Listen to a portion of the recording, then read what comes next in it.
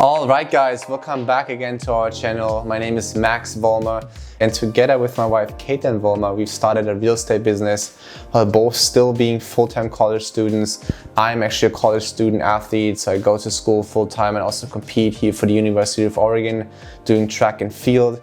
My wife Kaitlin, she was playing volleyball, and now she's actually also working on the side in a restaurant, just for her to have that initial balance of not always just working for a company. She enjoys doing it, so she's working, as a full-time student, going to school, working in a restaurant, and still doing all business. And we've started a business with literally $76 to our name. This video today is all about how we sold 14 deals in only 1 week, and I'm going to show you how you guys can do it as well.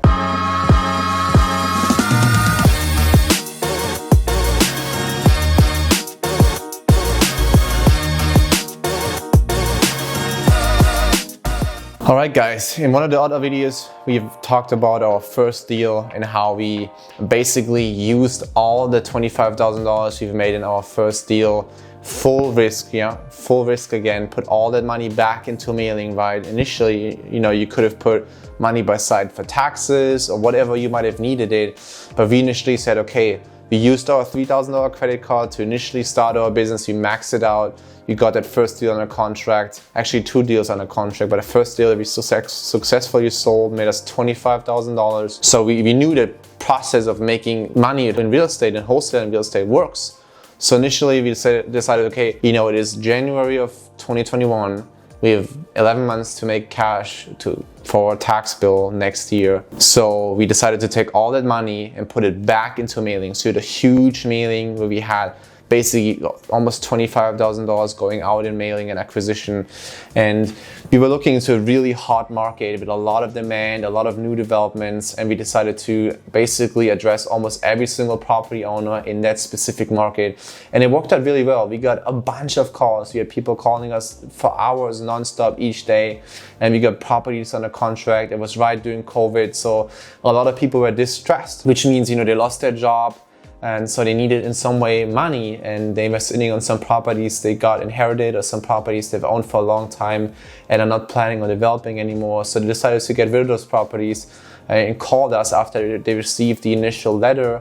And I went ahead, had a conversation with those people. We negotiated some prices, and we bought those basically for 25 to 30 cents a dollar, so 25 to 30% of market value. So it was killer deals, and we utilized those deals to make a lot of money. The initial acquisition time, we got around 15 properties on a contract from that 25,000 mailers that we sent out, and in that same area, all of them were basically similar properties, developable lots. It was in the Nevada market near Las Vegas, so we utilized that area because there was a lot of growth. A lot of people from California were moving into that area during COVID. There's obviously tax benefits in Nevada. So we took initiative, we entered the market early, we got 15 properties under contract. And the first thought we have, how are we going to sell all those properties now? And we have them under contract. The people who gave us those properties are obviously in the circumstances that they need cash. So we had to think about, okay, how can we sell those ones quickly to fulfill our side of helping those people that need that cash, but also helping us to turn around quickly and make money again, because at this point we put all our money back into deals. So we went ahead and we actually researched local investors. So what I mean by this is we're looking into properties that were new builds that have sold within the last 12 months. So we pulled a list of all the investors that have developed at least more than 2 properties, put a new development on there and sold that new development within the last 12 months. Now what that basically gave us is there was a list of people who have done, like I mentioned, more than 2 developments, which indicates, okay, they're most likely not an individual, because if you do 2 developments within 12 months, you're more likely a company that is actually doing this for a profession, doing this to do investments and doing this to generate income. So we took all the corporations, all the companies, LLCs and so on, they had done more than 2 deals in the last 12 months. And we pulled a list. So we had a list of around, I think, 50 or 60 companies that have done recent deals in that specific area where we had those properties under contract. And then we went ahead and contacted a skip tracing company, a skip tracing service provider, to skip trace those records for us. So we basically got, their address, their email, their contact information, their phone number, and we went ahead and took some Excel work. We did some pivot tables to see, who bought how many properties in which zip code for what price average. So we already knew what they were paying for properties. And then we just basically went ahead and called those people, down the line from A to C, called every single one and introduced ourselves. Kate and I were calling those people, just saying, hey, this is Max here. I'm doing some local real estate investing. I came across some properties, but I'm currently considering selling those properties, wholesaling those properties, while we're working on some out-of-state deals. I gave them basically that feeling that we have some stuff on the contract, we're also investors, and we're trying just to sell them because we're moving into a different, project right now. So kind of like transitioned away from just, hey, I have some stuff I want to wholesale to you. So we built that relationship. We got that initial, conversation with the owner, whoever has the decision-making power. We introduced us, we came across professionally, we built the credibility, and we took that then to obviously send over our stuff that we have on a contract. Now again, Kaitlin was utilizing Upwork and freelancers there to create, in a way, advertisement sheets, like a collage, if you would say so, which is, basic pictures of the property, some descriptions, our price, to present that in a professional way. We don't want to look like we're 22 and 23 years old, college students, have no idea what we're doing. We want to look like professional real estate investors. And they helped us really, getting to a point that it looked professionally. So what we basically did, we used, the county GIS and Google Maps, because we were dealing with vacant land. So it was super simple just to get pictures from, Google Street View, Google Maps, and GIS to look really professionally, to look almost like drone pictures. We could utilize them, pretending we took extra pictures of the property. Some property information, some details we got from the county website, from doing research about the property, and then obviously our price of selling them. And then we always looked for comps on the market that were higher priced. If you sold a property for $25,000, we looked for a comp in that area for $35,000 and said, comps are selling for $35,000. You can buy this one today from us for $25,000, because we're trying to diversify our real estate portfolio and trying to liquidize some of our current investments. And that was really, really successful. A lot of those people, a lot of those companies reached out again and said, yeah, I'm actually really interested. What do you guys got? So we were sending out those emails with the information that we had. And then we just had, that conversation at the end of the day, I think we had 5 or 6 serious buyers. So you build a buyers list, you were sending out all the stuff we had. And we said, the best offer by tomorrow morning, 6 p.m. gets to walk those properties. We had actually one investor who then said, hey, I want to buy 14 of those properties.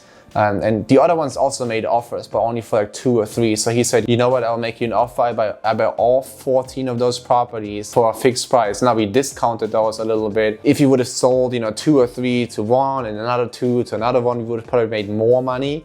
But obviously for us, it was okay, this is ideal. We can quickly turn around and sell those properties to one person. We make quick cash. The owners are all going to be better off. We created a relationship with the closing company. We told them what we're doing, because you had 15 different deals in a contract. And those 15 deals obviously had 15 different owners. So we opened 15 escrows, and then had one assignment contract to the investor, assigning all those deals over. So it was a process of 15 initial closings. Now we then obviously went ahead and communicated with that investor that, we're actually assigning them, we're planning on buying those properties, but now plans have changed. We'd like to wholesale them to him. So he knew what we were going to do, and he was fine with it, because he knew he's still buying those properties for under market value. So he was fine with it, and he had a lot of capital, and he was going to develop, or he's actually in the process now of developing those properties for affordable housing in that area.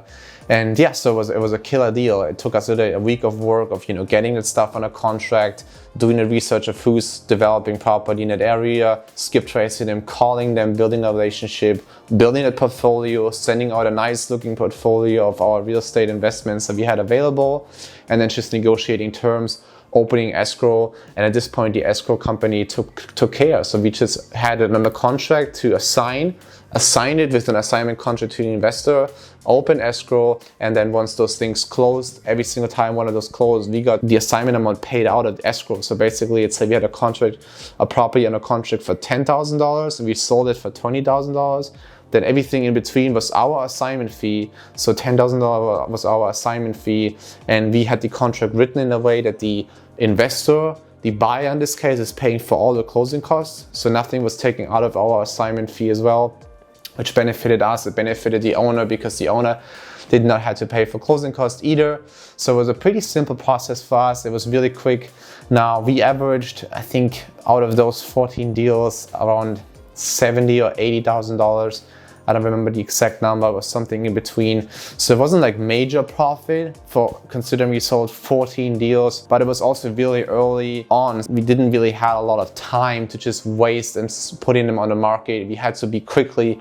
Obviously it was COVID, the owners were in distressed circumstances, so they needed the cash. So we needed to act quickly. And at this point, when you start at $76 in a bank and then you make $76,000 from selling 14 deals, you take it, right? You're not going to get greedy and be like, you know what, I'm going to sell them all individually, trying to maximize. We took that initiative. The investor was super happy with that deal because he could have bought each of them basically for $20,000, right? That was like the market value. It was $20,000 for each of the vacant properties. So we're talking about, $200,000 plus that he basically got for 70 grand. But because we got them so cheap, for 20 to 30% market value, we're able to give it away for that price.